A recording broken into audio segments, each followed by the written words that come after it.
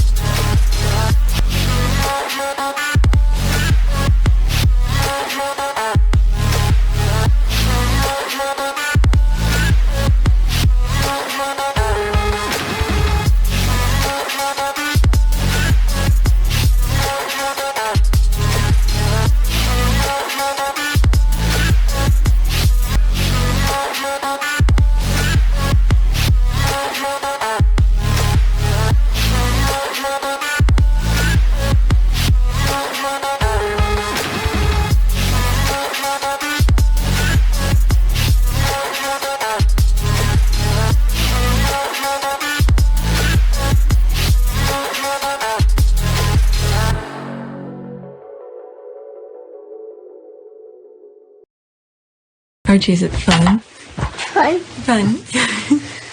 After me. Ready? Happy? Happy. New? New? New.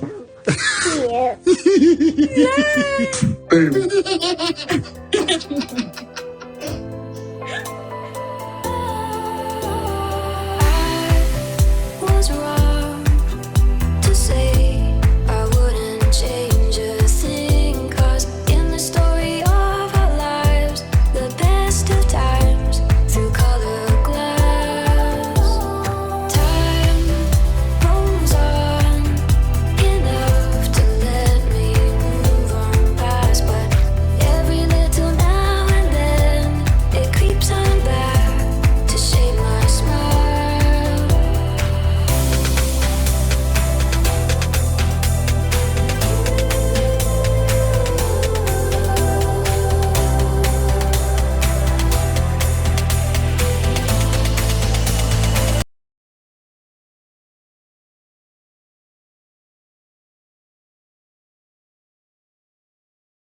There was a YouTube video that I saw and I thought it was very interesting. This lady is Dr.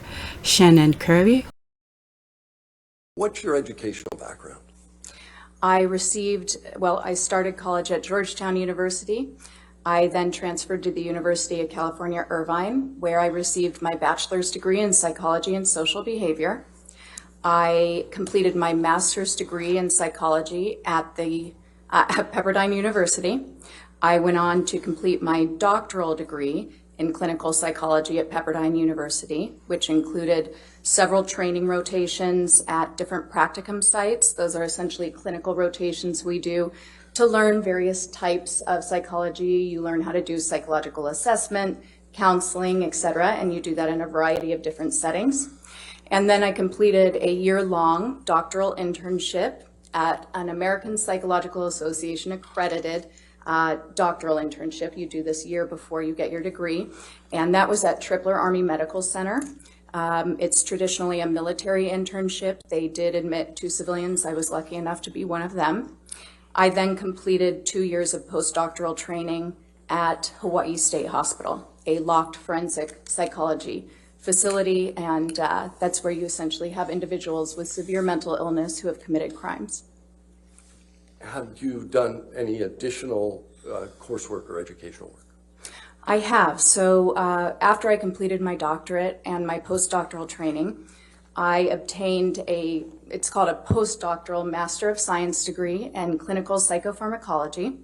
That is for partial fulfillment of prescription privileges, meaning that it's part of what we need to be able to prescribe medications as a psychologist, because psychologists don't traditionally prescribe, and we can do that with certain military jurisdictions in other states.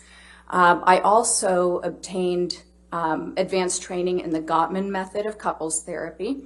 I completed all 3 levels of training, and then I'm also a Gottman educator for several workshops involving helping parents learn how to prepare to bring their baby home and helping couples without serious problems improve their relationships.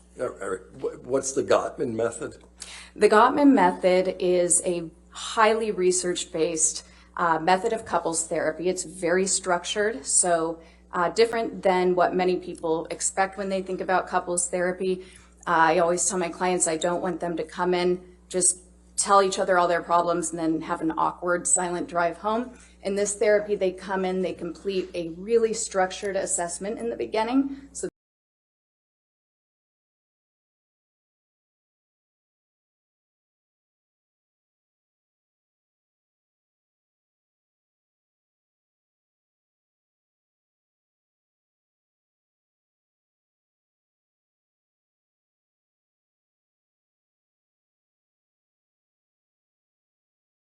who is a psychologist.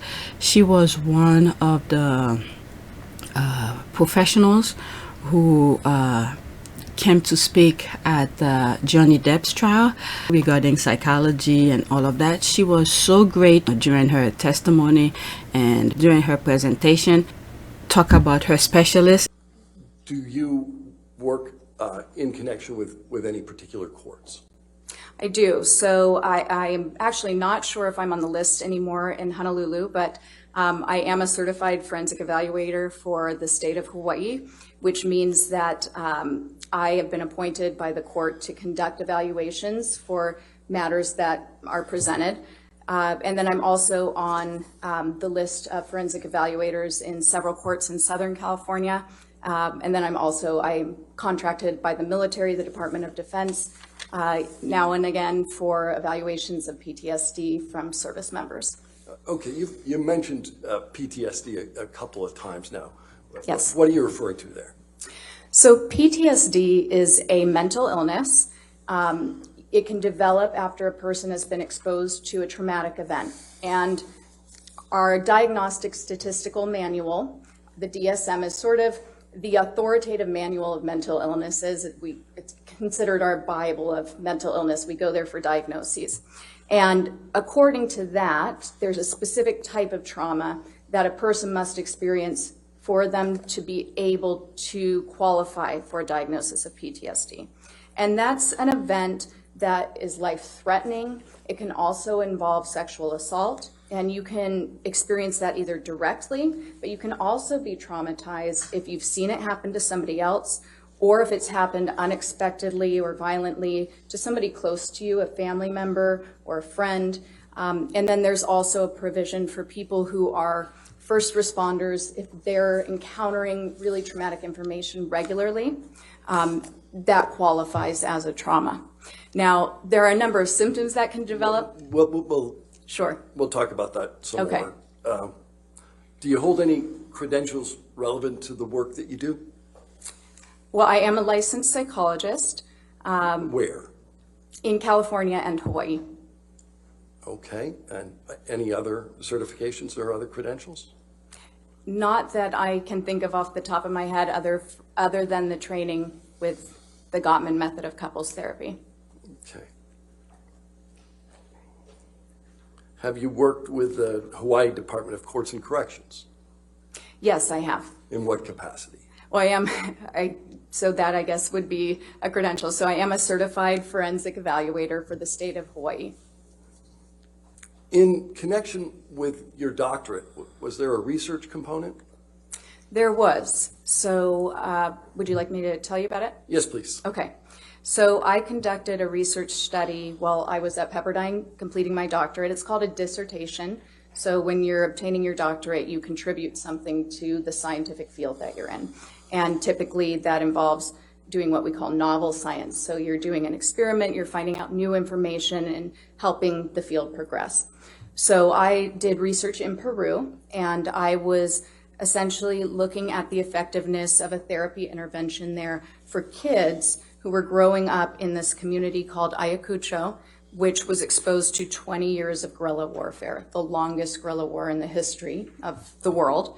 And there were a lot of issues in that community, tremendous trauma. And my research was around finding interventions that were really effective for that community. Where do you work now? I work for the Curry Psychology Group. What does the Curry Psychology Group do? We're a multi-specialty mental health center, so we have neuropsychologists who do testing for kids. We have therapists, individual therapists, couples therapists, family therapists. We even have a meditation teacher. We basically try to meet the needs of our community, and we highly specialize in working with military personnel and their families. Who's the Curry and Curry Psychology Group? I'm Dr. Curry.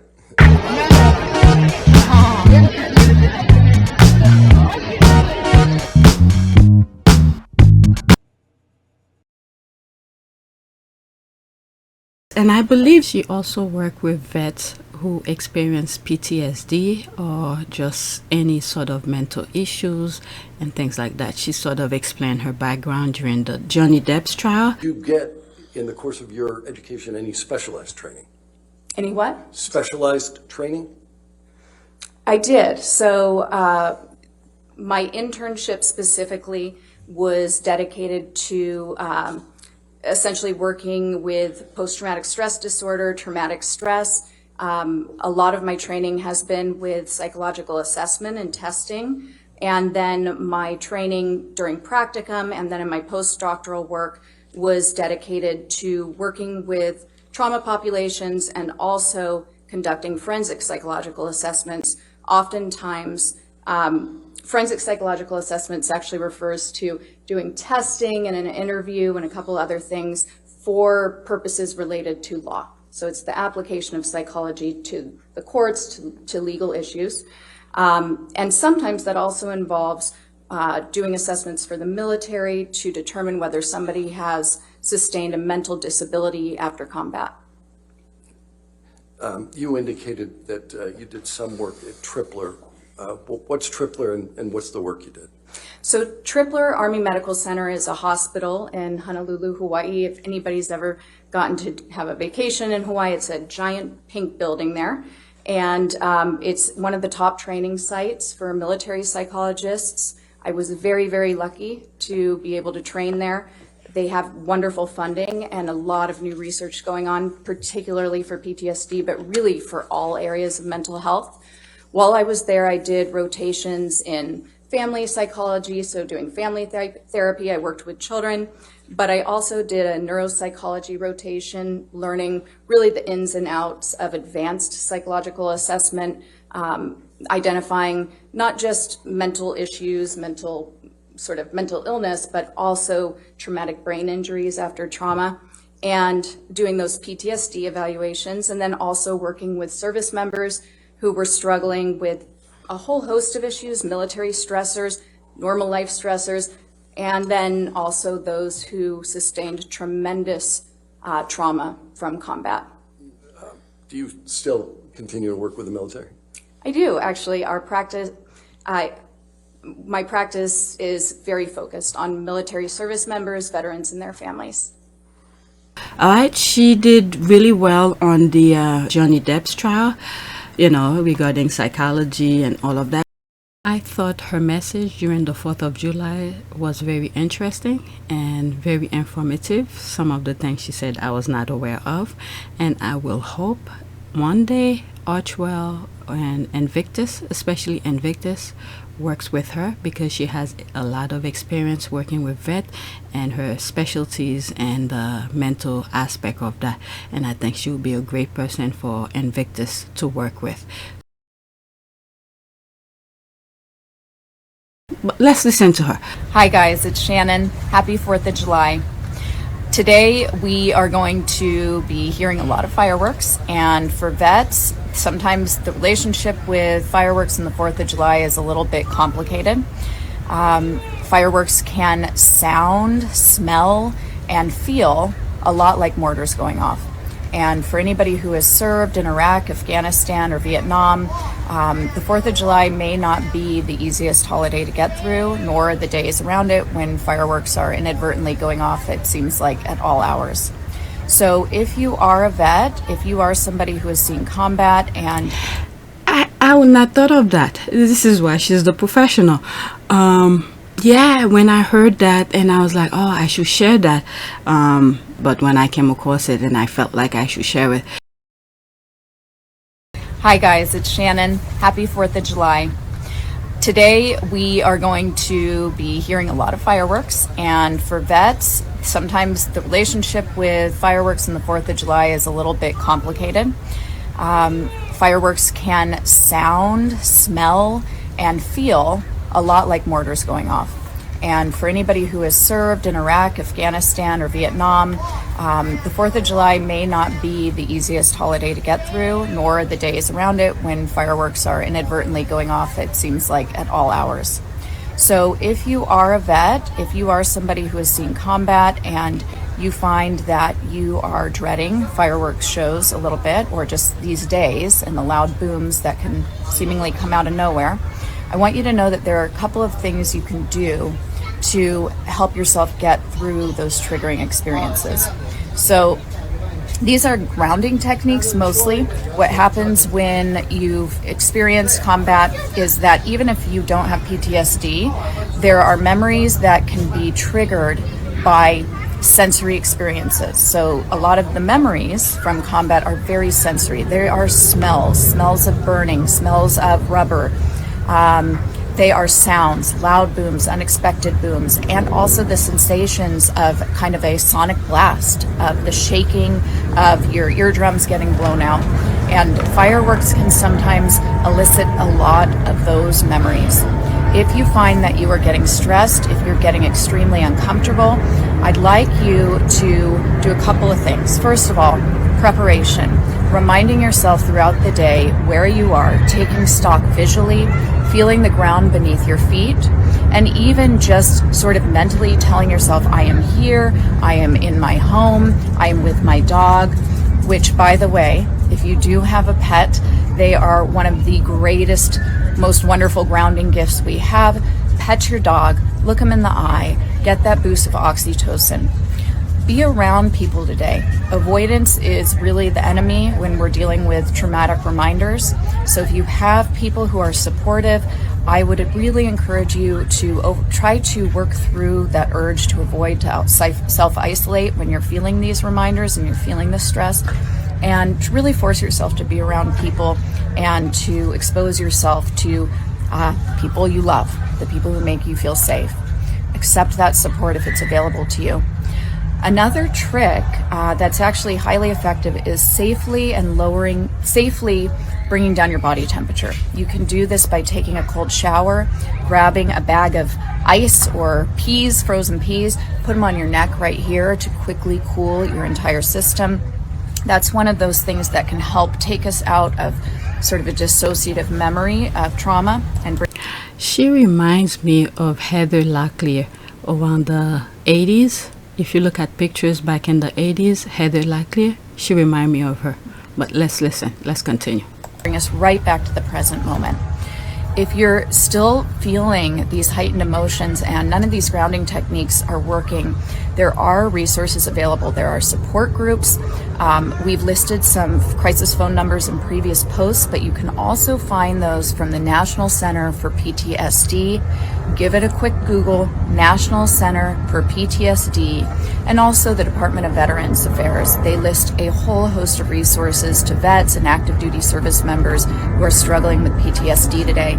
And this also goes for anybody who's listening who has lived in a combat zone or experienced combat, maybe not a service member, but somebody who is equally sensitive to those triggers. And with that, I'd like to wish you all a safe and healthy holiday. Take care. Bye.